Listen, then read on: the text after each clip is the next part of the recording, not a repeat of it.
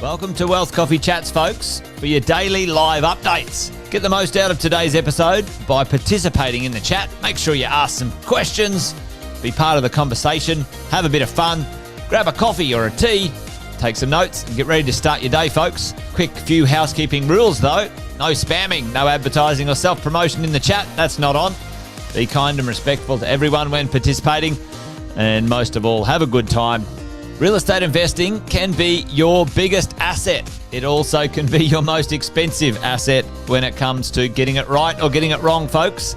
It can be time-consuming, stressful, and that's why here at Positive, we have what's called a 6-star team, a full-service team that provides integrated wealth and property investing solutions and services simply designed to help you progress towards your goal of passive income through your property portfolio, folks. Make sure you check out our other podcasts on the Positive Mentor Network. Not only is there Wealth Coffee Chats, there's the Urban Property Investor. Drops every Wednesday with straight talking investing strategies and lessons with Sam Saggers. Property Investor Tales. This is where our clients, you guys, share real life stories from property investing, hosted by some of our advisors and strategists. And that's done every fortnight, dropping every Monday. Wealth, Wine and Wisdom, folks, that debriefs the week that was in the world of finance and property, hosted by yours truly, Jason Witten and Andy Fenton on Fridays. Hey, good morning, folks.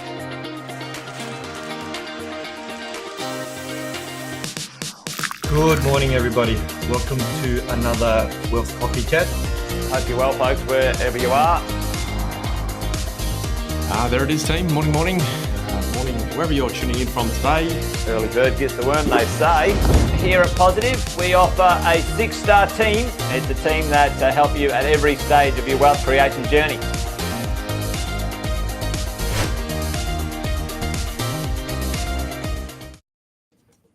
Morning, folks. Happy Wednesday. Back at it for your Wealth Coffee Chats, Property Management Edition. Today is the 26th of November. It is flying. I don't know about you guys, but better get my Christmas tree up. I think some people already have, so maybe I'm behind the 8 ball a little bit. But hey, welcome along. If it's your first time tuning in, this is Wealth Coffee Chats, Property Management Edition Wednesdays. If you're a regular, welcome back, and thanks for coming along. As you guys know, banner in the chat, questions as well. The more interaction from you guys, the better I go. That's how it works here. So play along, play full out, and I'm sure we'll learn a thing or two, because today's team is a bit of insight from my perspective on some of the things I've been seeing on the news and reading some articles. And I kind of thought a little bit about today. We'd have a conversation of, what's happening in the marketplace? What's the commentary look like, sound like? What are we in for maybe for the back half of this next little 3-4 weeks before the Christmas break, and then into 2026. So I'd love to hear your thoughts as well. But hey, listen, if you're here for the first time, you're not sure who's on your screen as the sun beams in through my window over here. A bit of light into my room here. My name's Sjostedt. I represent the Property Management Group here at R&W in the Positive Collective. So welcome along if it's your first time here. Listen, now today, for Wealth Coffee Chats, rental affordability tightens. Is it a signal for us landlords, or is it just noise? I wonder. Let me know your comments in the chat. I would love to know what you guys think, signal or noise. A bit of conversation around what that might look like. I mean, we've been talking about it for the last couple of years anyway. I feel like I sound like a broken record, I'm sure, that you guys might think from time to time. But certainly wanted to share a couple of things I saw in the last 7 days, which I thought might be interesting. We can start the conversation, and as I say, we can go from there. But I saw something on mainstream media, which is something I don't normally watch, but a report from SGS Economics reported that, hey, Perth is basically the most unaffordable place in the country to find a rental property. And I would agree that if you're a prospective tenant, or a tenant for that matter, excuse me, looking for a rental property in Perth, it is a very, very tough situation. It's a big challenge. Vacancy rates are next to nothing over there, which means there's practically no new supply coming to the market, or existing for that matter. And certainly what's going on in Perth is starting to play out in a few of the other capital cities. So, what it did also recognise, this SGS Economics report, is that in Queensland, they're saying renters are now spending more than 30% of their income to rent rate, on their income to rent ratio. So more than 30% of their weekly income is going towards household costing, right? In a roof over our head. And interestingly, regional markets are in this bracket as well. So doesn't get easier as you go further out from the capital cities, which is kind of interesting. So on that, what we've been talking about here, what does that mean for you guys? Is that a signal that you should pay attention to, or is it just noise and we won't worry about it and we'll just move on with our lives? Now, for the most part, my experience, 15 years doing this, most people see that as noise. They ignore it, they don't acknowledge it, and they have no plan or foundation to navigate that, because where that actually comes into play for the landlord is that when we're not going through the right application screening process, when we're not looking at one's income to rent affordability and ratio, when markets increase and when when rents do rise, there becomes a challenge on that affordability scale, putting pressure on the tenant. And when the tenant's under pressure, it effectively comes in on the landlord. So, REIQ here in Queensland actually surveyed 50 regions across the state. And what they found out of those 50 regions was that 38 of them recorded a 1% or less vacancy rate across that particular region, which is interesting. 38 out of 50 recorded 1% or less. I don't know. I don't have those other 12 regions on my my area, but I can tell you what, it's definitely not in that southeast corridor, sand belt, that's for sure. But what are we seeing? What does this mean? Well, we're seeing a lot of tenants with existing leases and existing homes renewing their lease out of necessity and not because of choice.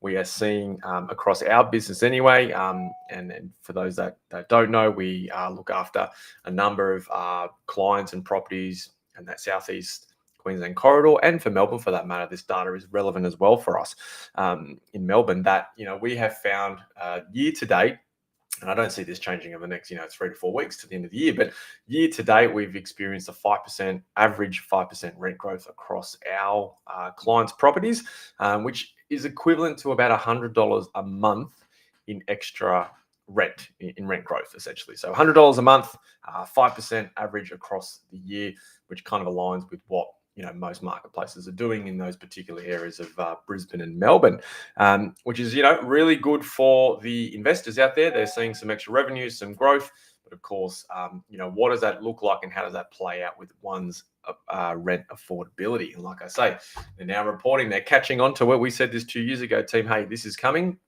and mainstream media, as they do, they catch on far too late. But for for us as property managers, for you as landlords, what's really important and what you need to do with this information is ensure that if you're on the market today, or your tenant is giving you notice to vacate and you're about to go on the market, you need to just be aware of what that next renter application looks like. You need to understand how much of their income is being forwarded to rent, because when markets shift, they may not be able to afford that. Like I say, it puts pressure on them with their budgets and their spending and things like that, and then effectively becomes your challenge that you need to navigate.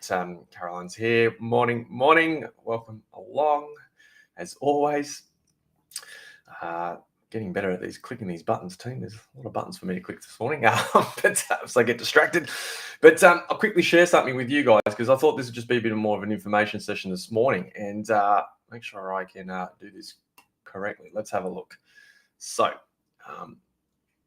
as I muck around with this screen, give me 2 seconds, team. I'll make sure it's not really playing out in full, is it? Hopefully you guys can see that. I might try to play this in slideshow mode. There you go. Hopefully you guys can see that. But essentially, this is the headline from PropTrack, from REA. Rental availability is low, but the tide may be turning. Hey, listen, that's an interesting heading. Let's have a look at whether the tide is turning. I've seen this headline before. Vacancy rates continue to decline and have since June. What does that mean? Well, tightening competition in the market makes it increasingly difficult and challenging for tenants. Like we're saying, hey, listen, if you're a tenant in Perth right now, we understand it's super challenging. If you're a tenant in the Gold Coast, Sunshine Coast, Brisbane, anyone in that southeast corridor, increasingly difficult. And exactly those trends we are picking up, that REIQ have picked up, tenants are increasingly renewing their lease, because it is much easier to renew your lease and take that $100 a month increase versus head back out to the marketplace. I can't tell you, I've had in the last 72 hours, I have had 2 people that I know within the industry, right? Within the industry, call me for help because there are challenges. So it doesn't discriminate on just because you work in property doesn't mean you've got an advantage, right? But this is what's happening, and national vacancy rates 1.4% across the country from September to October. And even though that's a slight increase of 0.25 to suggest the tide may be turning, what I can tell you guys, it relatively doesn't mean a thing. Now, when we look at this, you can see what it looked like pre-COVID in 2020.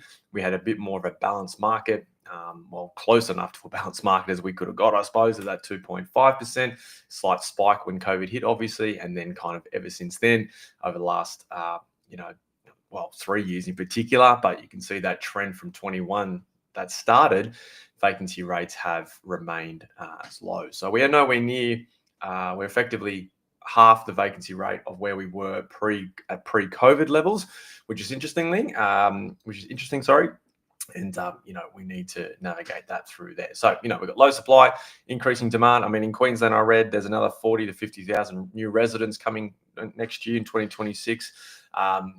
I'm not sure how our business is going to help those people because we've got about 6 properties on the market. So it's one of those things, team, where, listings, demand, et cetera, it's quite interesting. So that might suggest we're getting some more growth. But what I did see via PropTrack here in the ABS was new loans and where they're coming from. Interestingly enough, investor activity is actually up at the levels since 2015. You'll see that light blue line, that spike there between, you can see sort of 2015 dropped off through to 2020, and then 2025 levels back up there.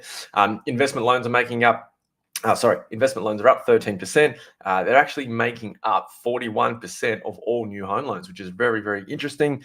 Does that mean the supply levels are going to suddenly increase?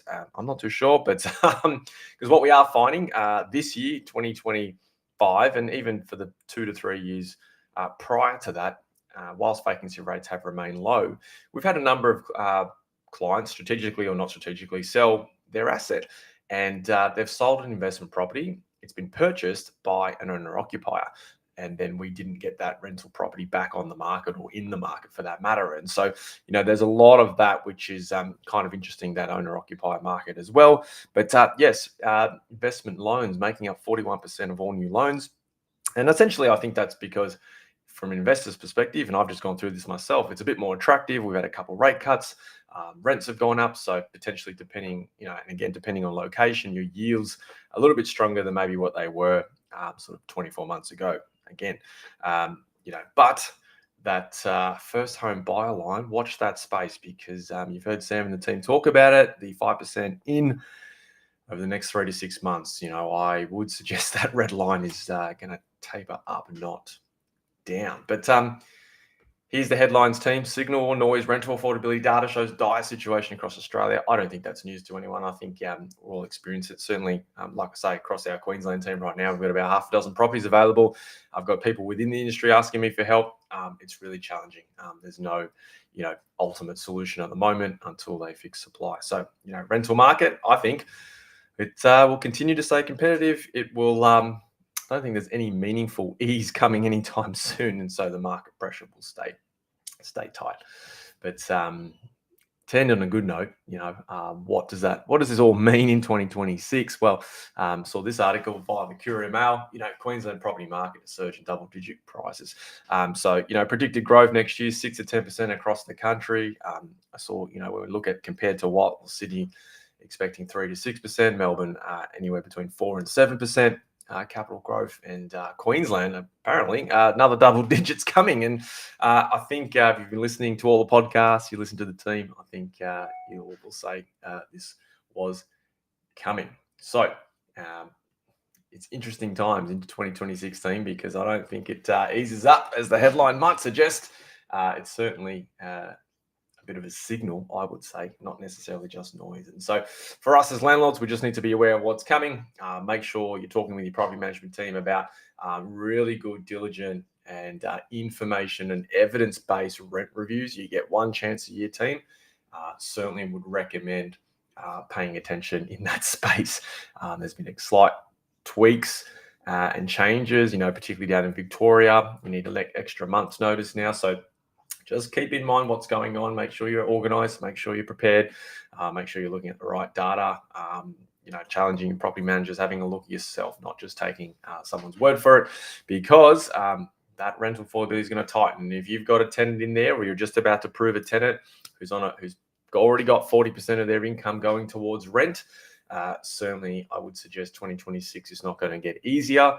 And therefore, when that pushes up from 40% to 45%, the likelihood that they either vacate and you're going through that relet cost process again, or there's some actual payment challenges, then we'll understand why we got ourselves in that situation in the first place. So just keep an eye on that, team, and you'll be okay. As always, if you need any assistance, emails below.